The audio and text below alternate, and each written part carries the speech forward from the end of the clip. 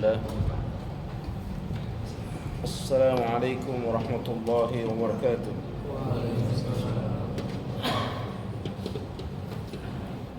الحمد لله رب العالمين، والصلاة والسلام على نبينا محمد وعلى آله وأصحابه أجمعين. أما بعد،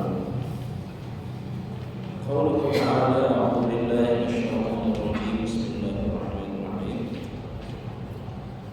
يا أيها الذين آمنوا اتقوا الله حق تقاته ولا تموتن إلا وأنتم مسلمون.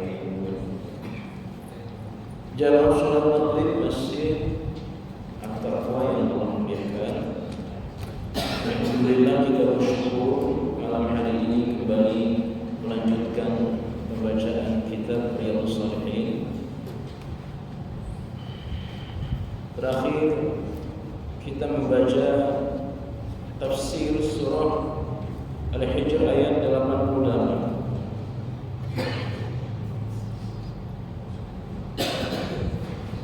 Kemudian pengarang kita Imam An-Nawawi mengutip surah Al-Maidah ayat 32. Allah berfirman: "Wa man qatala nafsan bighairi nafsin aw fasadin fil ardi faka'annama qatala an-nasa jami'an wa man ahyaha faka'annama ahya an-nasa jami'an." Al-Maidah 32. Barang siapa membunuh seseorang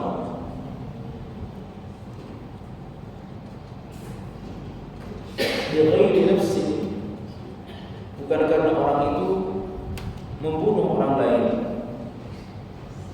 aw fasadin fil ardi, atau karena dia merusak, dia berbuat kerusakan di muka bumi,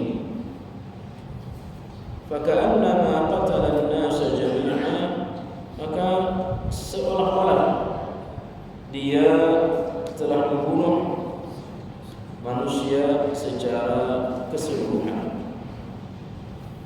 Wa man ahyaha, barang siapa yang memelihara kehidupan seseorang, faka'annama ahya an-nasa jami'an, maka seolah-olah dia telah memberi kehidupan atau memelihara kehidupan seluruh manusia.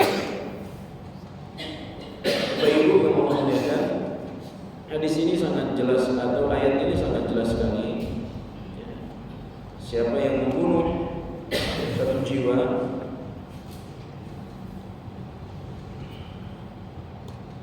bukan orang itu bukan pembunuh. Artinya kalau dia membunuh ada qisas, atau karena dia membuat kerusakan. Kata Ibnu Katsir, man qatala nafsan bighairi sababin, membunuh seseorang tanpa ada sebab. Jadi kalau ada sebabnya ya boleh. Bighairi sababin min qisasin, karena qisas. Aw fasadin fil ardi, atau dia itu pelaku kerusakan di muka bumi. Maka kalau seperti itu, istahalla qatlaha, maka boleh dia dibunuh. Boleh dia dibunuh. Nah, adapun kalau membunuh seseorang tanpa sebab yang benar, itu sama saja dengan membunuh qatala an-nasa jami'an, membunuh seluruh manusia. Jadi kalau ada membunuh satu orang, itu sama dia membunuh semua manusia. Karena apa? Karena jiwa seseorang itu digenggam oleh Allah Subhanahu wa ta'ala. Maka kalau dia membunuh satu jiwa, berarti dia mengambil satu jiwa dari seluruh jiwa yang berada dalam genggaman Allah Subhanahu wa ta'ala. Wa man ahyaha ay harrama qatlaha wa i'taqada dhalik. Dia menyelamatkan satu jiwa, maka sama saja dia telah menyelamatkan seluruh manusia. Ini menjadi jelas bagi kita bahwa darah seorang mukmin itu, apalagi seorang mukmin itu sangat dihormati.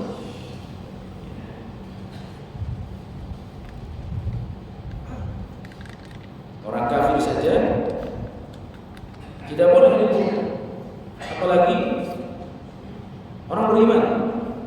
Kata Ibnu Katsir, harama dami muslim, haramnya darah seorang muslim.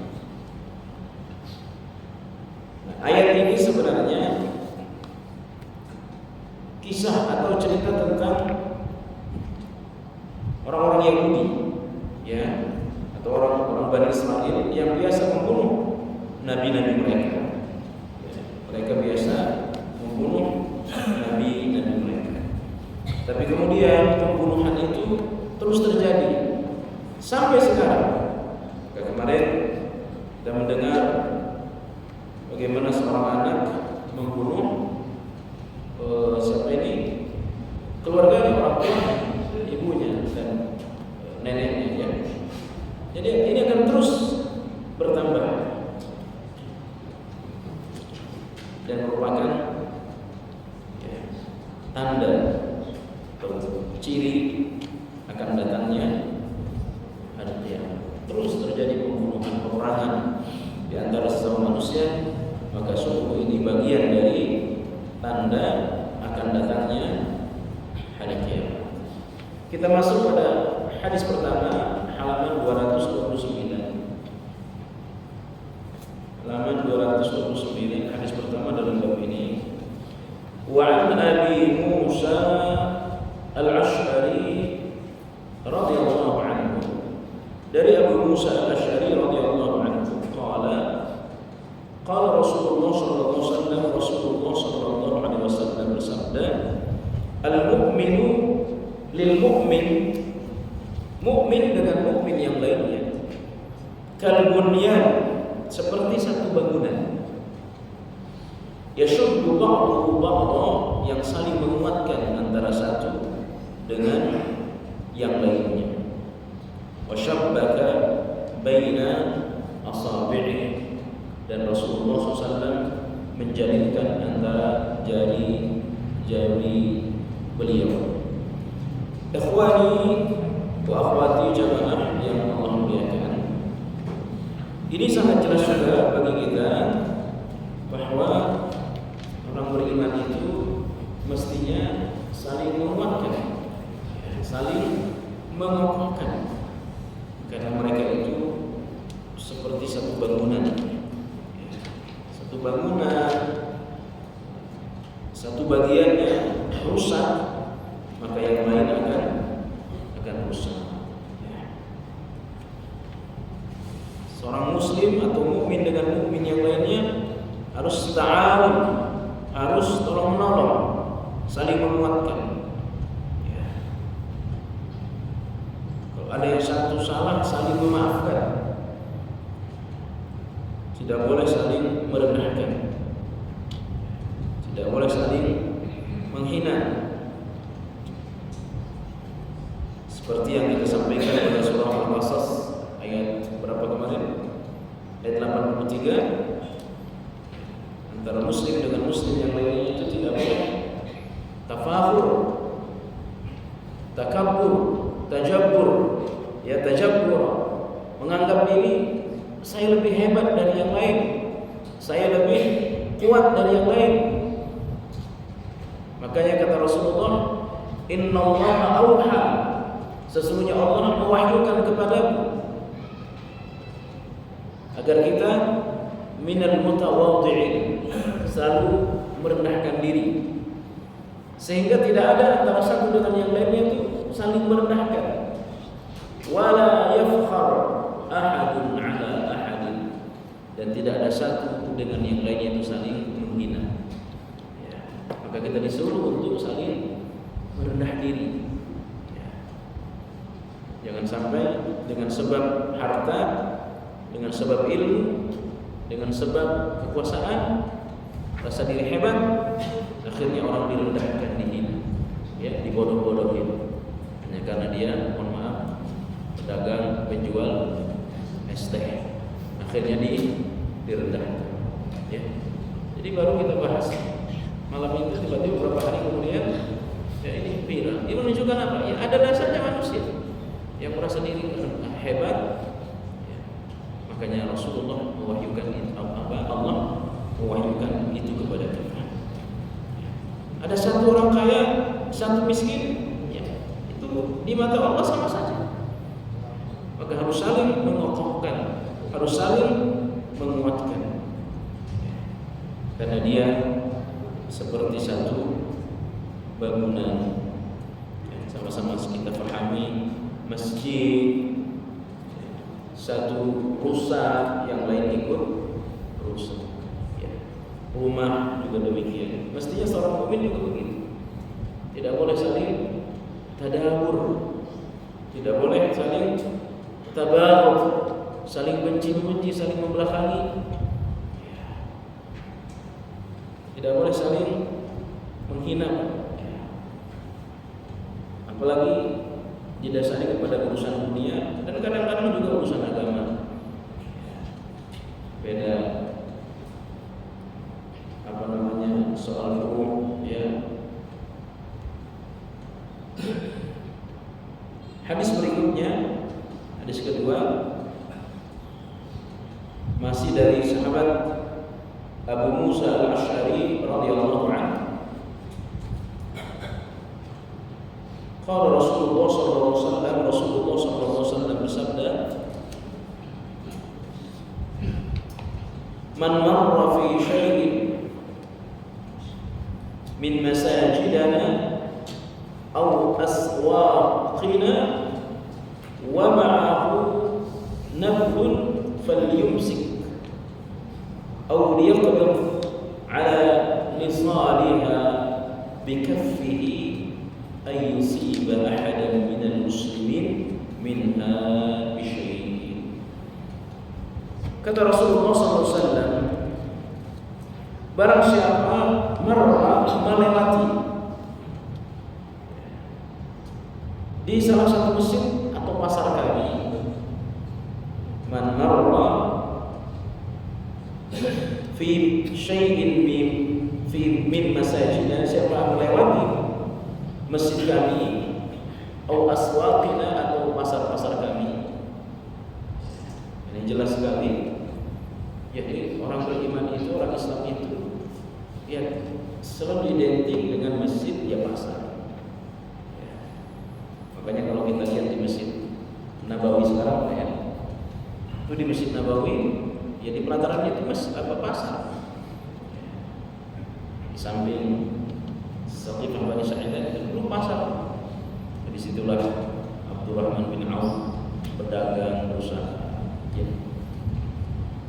Karena memang juga pasar, usaha, berdagang, ya dia sumber kekayaan paling besar atas izin Allah Subhanahu wa ta'ala. Maka siapa yang ingin kaya di pasar, berdagang, ya.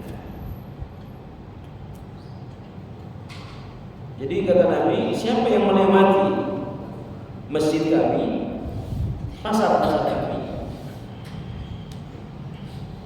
wa ma'ahu nailun falyumsik, dan dia itu, ya,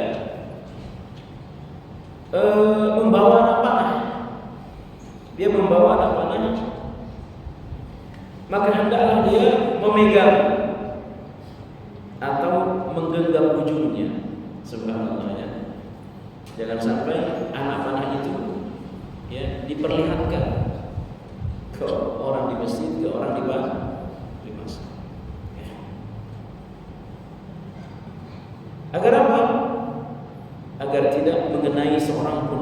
muslimin.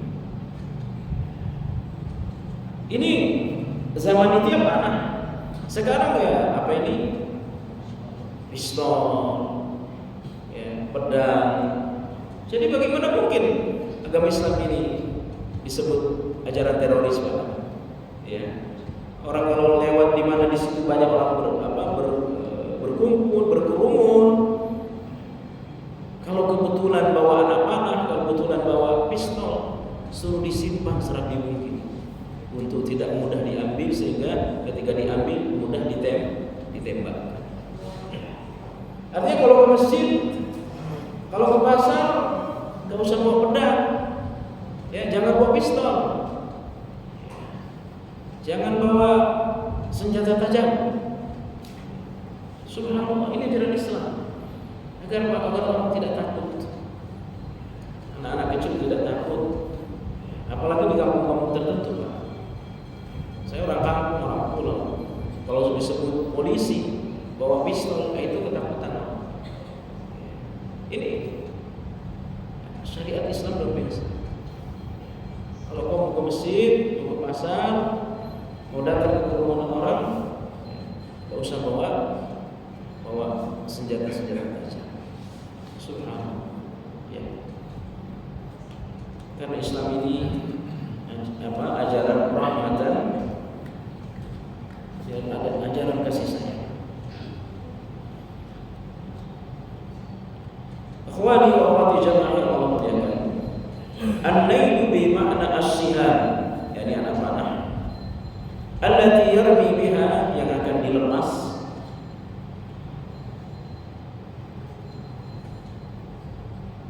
Karena anak panah atau sejenisnya kalau dibawa kemana-mana, ya, itu bisa-bisa mudah dia mengambilnya.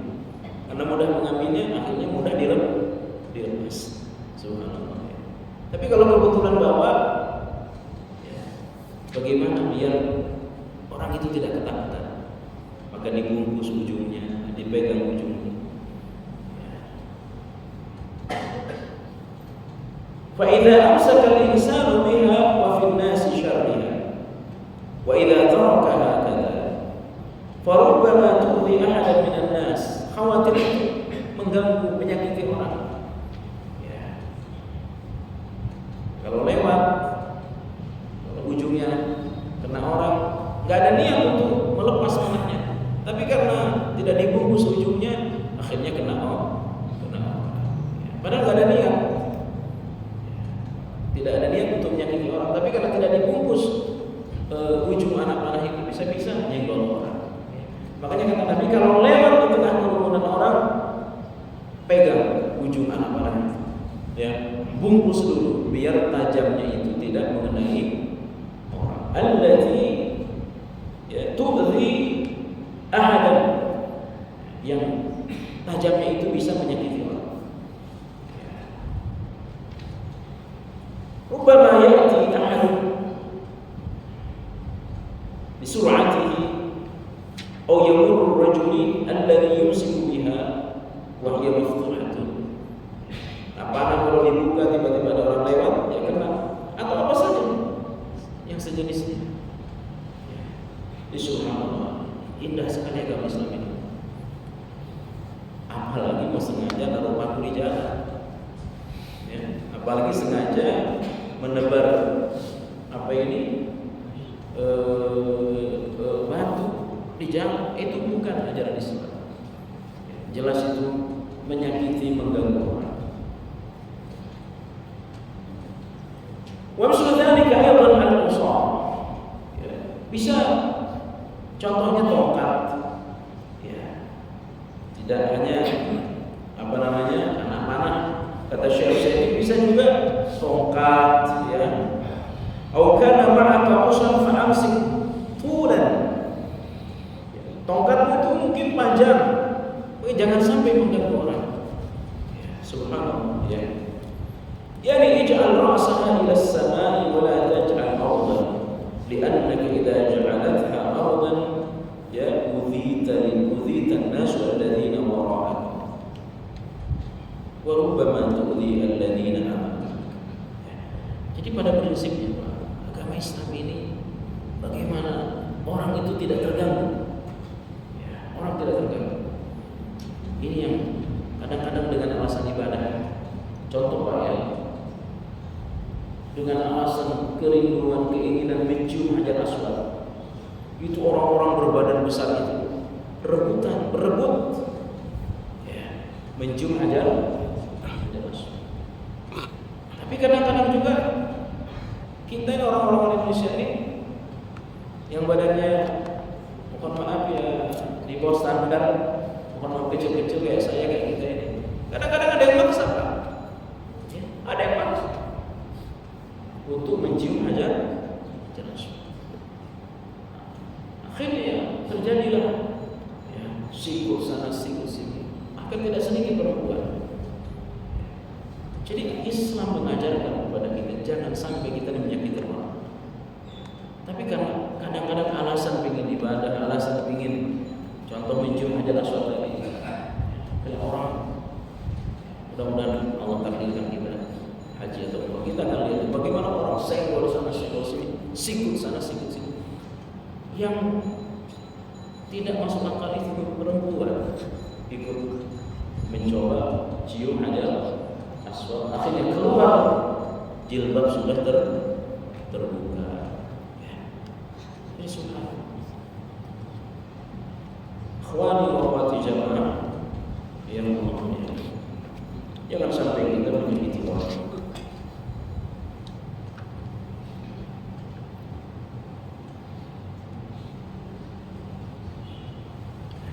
Allah sebutkan Quran surah Al-Ahzab 58. Ya, surah Al-Ahzab ayat 58. Walladzina yu'dzuna al-mu'minin wal mu'minati bighairi maktasabu faqad ihtamalu buhtanan wa itsman mubina.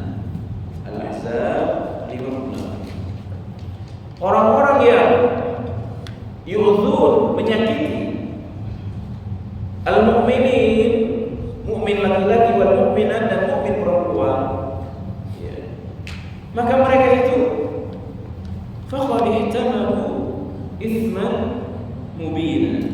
Ya, surah apa tadi? Surah Al-Ahzab. Saya ingin baca tafsirnya.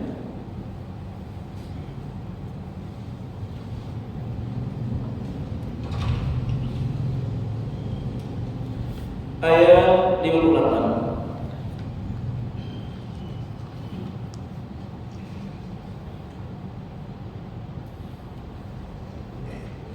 Allah Subhanahu wa taala berfirman,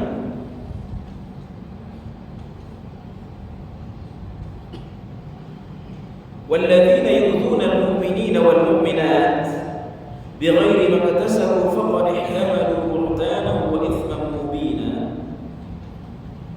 Kata Ibnu Katsir,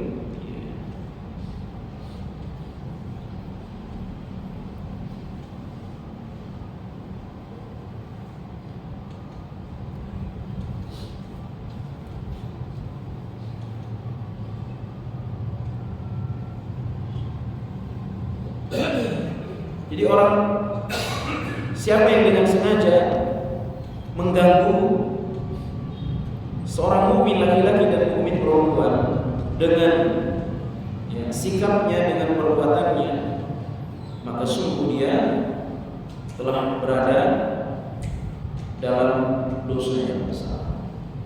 Ya. Apa saja? Suara motor, ya. Kalau ada orang ngobrol, suara kencang-kencang, ya, sehingga orang lain terganggu.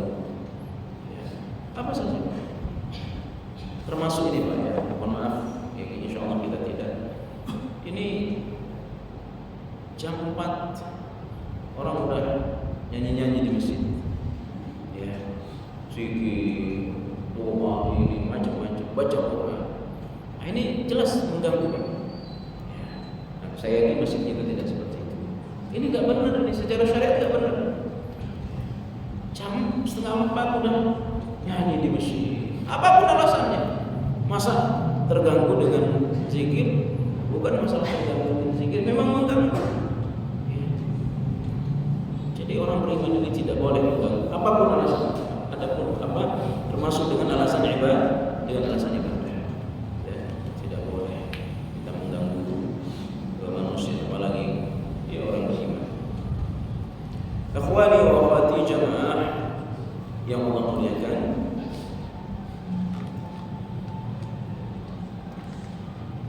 ada satu kisah luar biasa. Ya. Rasulullah, Bapak Ibu bisa buka dalam kitab Adabul Mufrad ya. Bab menghormati tetangga. Suatu malam Aisyah ibu kita membuat roti. Dia membuat roti, kemudian digoreng ya, lebih begitu. Rasulullah di luar rumah. Kemudian Rasulullah masuk dan ternyata Rasulullah itu di luar kedinginan. Maka Rasulullah istirahat, tidur di baring di pahanya Aisyah radhiyallahu anha. Singkat cerita, roti yang dibuatkan oleh Aisyah itu disuguhin kepada Nabi. Sesudah itu datang anjing mengambil roti itu. Ini hadis yang sahih. Oleh anjing itu roti itu diambil. Kata Nabi kepada Aisyah, ambil apa yang bisa diambil. Ya. Ambil roti itu dari anjing apa yang bisa diambil. Tapi kata Nabi, jangan sampai pemilik anjing itu merasa terganggu. Coba perhatikan. Yang rotinya diambil siapa? Rasul sallallahu alaihi wasallam. Ya. Jelas-jelas yang salah ya anjing itu. Ya, anjing tidak salah, pemilik anjing itu yang salah. Ya. Tapi kata Nabi, ambil roti dari anjing itu yang bisa diambil. Tapi ketika aku mengambilnya, jangan sampai pemilik anjing itu terganggu oleh caramu mengambil roti itu. Bisa jadi yang punya anjing itu sedang tidur, ya, dia sedang istirahat. Jangan sampai kau mengganggu pemilik anjing itu. Ya, subhanallah. Mungkin kalau sebagian orang seperti ini, sekarang terjadi seperti ini, bisa-bisa dia akan apa? Wah, ini siapa pemilik anjing ini? Ya, bisa-bisanya ngelepas. Subhanallah. Ya. Apa pelajarannya? Rasulullah tidak mau mengganggu. Rasulullah tidak mau menyakiti. Bisa jadi pemilik anjing ini orang kafir. Ya. Bisa jadi orang kafir. Tapi kata Nabi, ambil apa yang bisa diambil. Tapi jangan sampai menyakiti pemilik anjing. Jangan sampai mengganggu pemilik anjing ini. Subhanallah. Ya. Sama yang Allah. Ini setengah jam azan subuh udah nyanyi-nyanyi di masjid, ya. Udah jelas, ini jelas mengganggu. Bisa jadi juga di sekitaran kita ada muslim. Akhwani wa akhwati jamaah yang Allah muliakan, jangan sampai ada perbuatan kita ini yang mengganggu orang, yang menyakiti orang. Kalau kita bawa pedang, bawa apa saja, ya, usahakan sembunyikan, jangan sampai kelihatan orang banyak. Bisa-bisa kita bawa diganggu oleh syaitan, sembarang menembas, ya, sembarang digunakan ke yang lain. Ya, termasuk kalau ada di sini polisi, ya, hati-hati, ya, hati-hati bawa apa ini, bawa pistol. Gak ada niat tiba-tiba syaitan masuk, mengganggu, sembarangan menembak. Akhirnya terjadi yang di mana ini, di Jawa Tengah apa di mana itu, ya, nembak anak, katanya alasannya sedang apa ini, sedang tawuran, ya, tembak sama polisi. Bahkan tidak sedikit juga antara sama polisi saling menembak. Ya. Orang Islam tidak boleh seperti itu. Ya. Jangan sampai sikap kita ini, perbuatan kita ini mengganggu dan menyakiti orang. Ya. masuk ke hadis berikutnya. Sebelum masuk hadis berikutnya, mungkin ada yang ingin ditanya di sini. Potong. Masalah membunuh tadi. Kalau ada maling masuk rumah kita, kita bunuh. Atau ada maling ketangkap di rumah kemasan. Atau ada tabrak lari, terus kabur, dihukumati. Apakah itu hal-hal yang niat kita ketika ada penjahat masuk ke rumah, niat kita bukan untuk membunuh, tapi kita bertahan melawan. Tiba-tiba dia tanpa sengaja, mungkin pukulan kita kuat, dia mati. Maka ini termasuk hal yang diperbolehkan dalam agama. Tapi kalau pemilik rumah yang mati, dia mati syahid. Nah, tapi kalau bisa jangan sampai dia mati. Jangan sampai dia mati. Bagaimana caranya? Mungkin dibikin diikat saja sesudah itu. Kalau kita lebih kuat tahu caranya. Nah, sekarang yang kedua, maling belum sempat lari udah kejebak, lalu dihukum secara massa.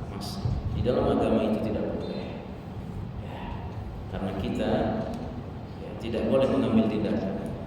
Yang mengambil tindakan itu adalah penguasa, pemerintah. Kecuali tadi yang langsung masuk ke rumah kita, dia bawa senjata tajam, kita harus melawan. Kita harus melawan. Kalau udah ketangkap, maka digebukin oleh masyarakat, itu tidak boleh. Ada yang lain silakan. Kalau menguburkan bayi yang belum menjadi janin termasuk kubur.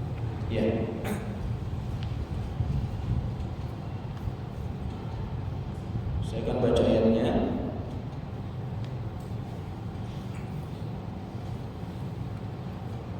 Ada pertanyaan, menggugurkan bayi yang sudah ada rohnya? Belum. Kita buka di dalam Al-Quran surah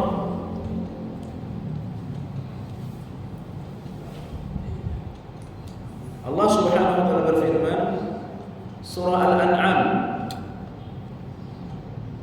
Surah Al-An'am Surah Al-Isra, surah Al-An'am, Al-Isra ayat 31. Wala taqtulu awladakum khasyata imlaq.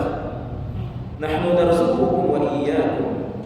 Janganlah kalian membunuh anak-anak kalian khamsyata imlaqin, karena takut tidak bisa memberi makan. Nah, ini jelas hukumnya haram. Bayi yang sudah dikasih roh maupun yang belum dikasih roh. Orang ditiupkan roh itu kan setelah dia berumur 120 hari dalam rahim ibu. 40 kali 3 kata Nabi. Setelah bertemu apa yang dari bapak dan dari ibu, daging, tulang, darah, 120 hari dikasih roh. Maka digugurkan. Itu dosa besar. Bagaimana kalau belum dikasih roh? Belum dikasih roh. Masih sebulan, 2 bulan. Belum ada rohnya. Ini juga tidak boleh. Hukumnya haram. Nah, bagaimana dengan mensiasati agar tidak jadi? Oleh pemerintah ada program namanya KB. Ikut KB, karena takut tidak bisa memberi makan, haram hukumnya. Jadi kalau ada pasangan suami istri ikut program KB karena takut nanti gimana makannya, gimana sekolahnya, itu haram hukumnya. Ya. Kenapa? Ini jelas Al-Isra 31. Nahnu narzuqukum wa iyyakum. Ya. Setiap anak yang dilahirkan itu kami yang ngasih makan, kata Allah kepada mereka, dan kepada kamu wahai Bapak Ibu, wahai orang tua. Tetapi siapa yang program tidak jadi alasan kesehatan, ya, misalkan dia lahirnya 2 kali semuanya sesar, ya, akhirnya dia di program. Nah, di zaman Nabi ada namanya program azal. Program azal. Apa azal? Mohon maaf, pasangan suami istri, apa yang keluar dari bapak itu dikeluarkan di luar rahim istri. Ya. Jadi sebelum mohon maaf keluar yang dari bapak itu, ya, maaf, kemaluannya itu mohon maaf dikeluarkan, sehingga ya maaf, sperma itu di luar, ya, itu di zaman dulu ada dan itu diperbolehkan. Ya. Khawatir dia ketemu, kalau ketemu jadi anak, dengan alasan faktor kesehatan, ya, bukan faktor rezeki, bukan faktor makan. Jadi diaborsi, digugurkan sebelum ditiupkan ruh, haram hukumnya. Apalagi sudah ada ruhnya, haram hukumnya. Ya.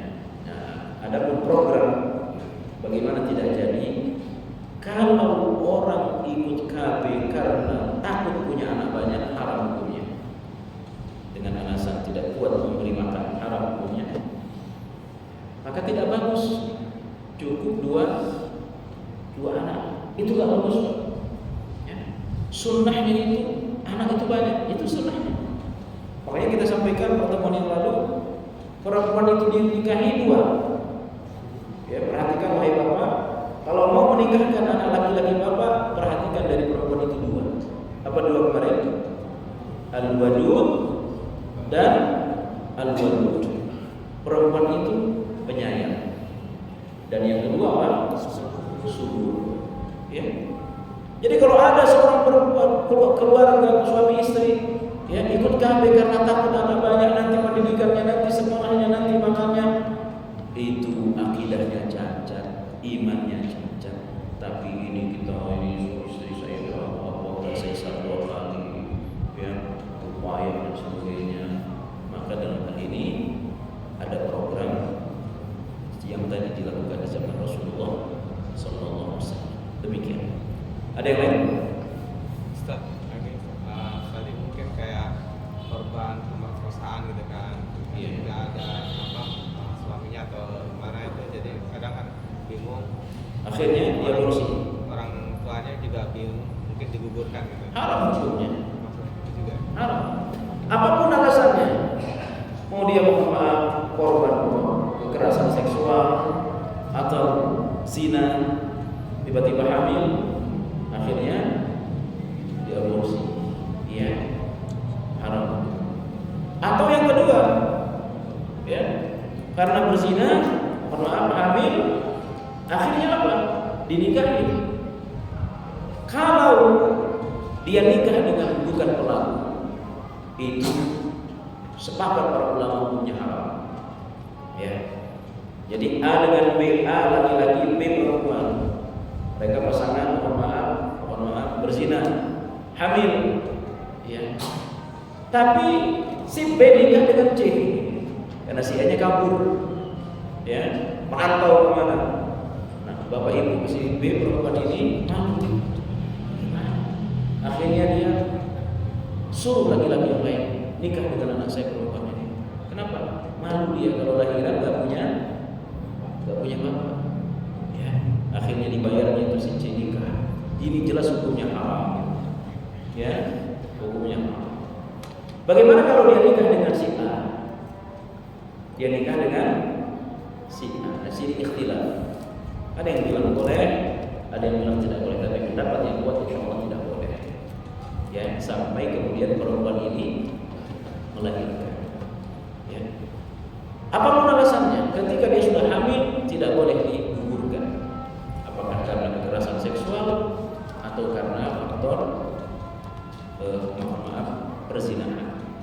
Ya, demikian. Jelas. Jadi dosanya dua, dosa zina dan dosa menggugurkan bayi. Dosa besar dosa. Ada yang lain silakan?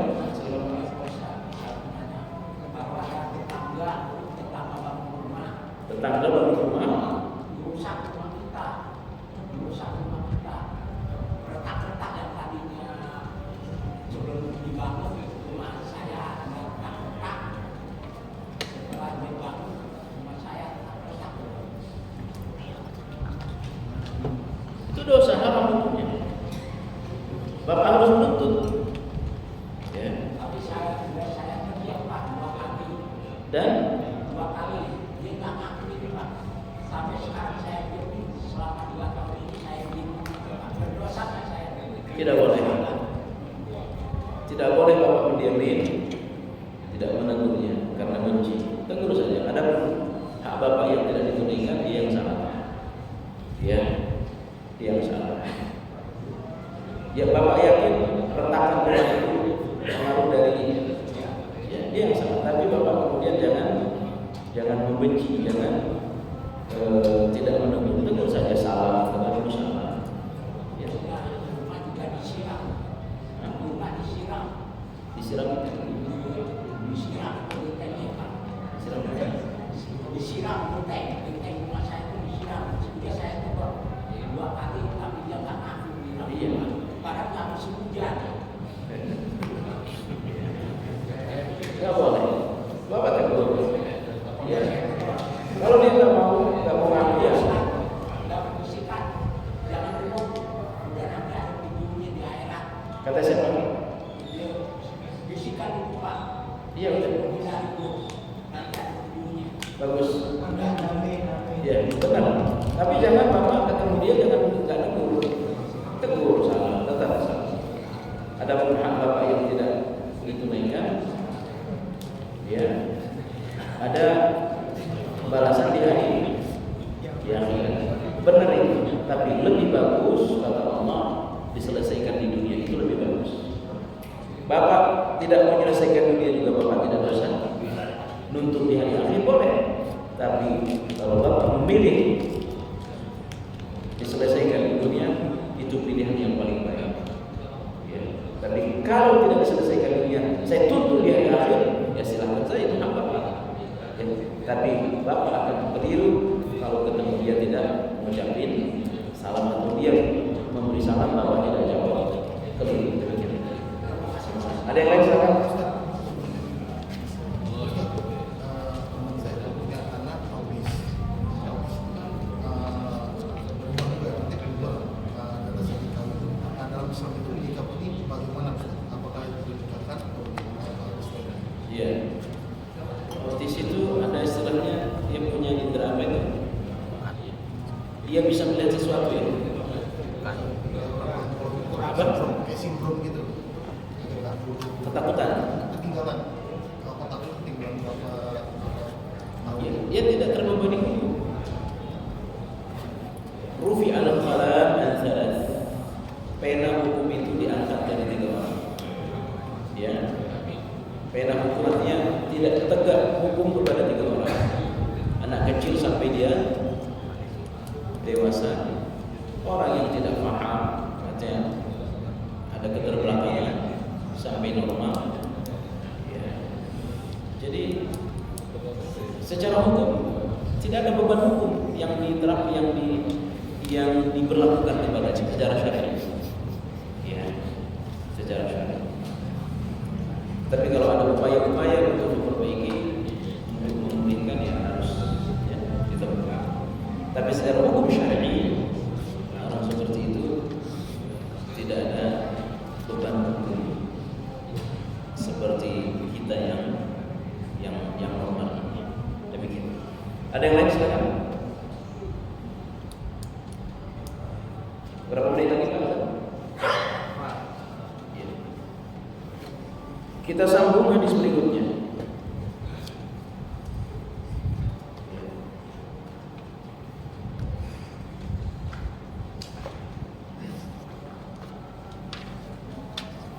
Jadi tadi jelas ya, Nabi menyebut masjid dan aswaq.